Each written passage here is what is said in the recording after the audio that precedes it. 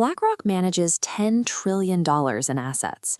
This sum exceeds the gross domestic product of every nation on Earth except the United States and China, surpassing the economies of Germany and Japan. The firm acts as the infrastructure of modern capitalism, operating through three specific pillars: capital, code, and the state.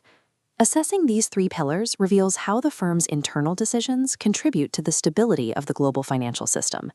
In the passive index fund model, individual investors provide the capital, but BlackRock retains the right to vote the shares in corporate elections.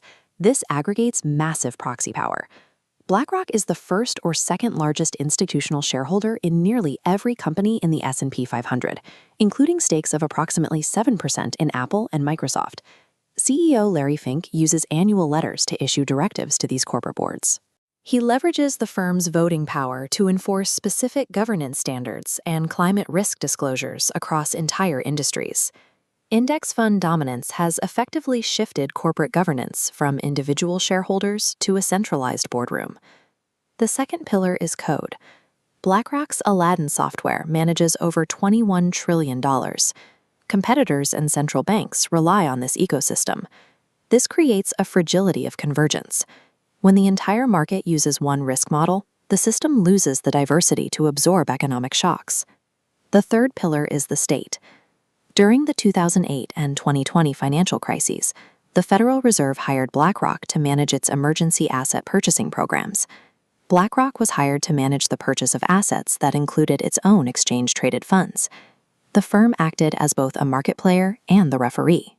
At least 84 former government officials and central bankers have moved into positions within the firm, cementing its ties to regulators. This integration allows BlackRock to shape financial policy while avoiding this systemically important designation and the stricter oversight that comes with it. This influence has triggered a multi-front backlash. Several U.S. states have divested funds over BlackRock's ESG policies, while Congress has investigated the firm for investments in blacklisted Chinese companies. Simultaneously, climate activists protest the firm for its ongoing investments in fossil fuel producers, despite its public sustainability commitments.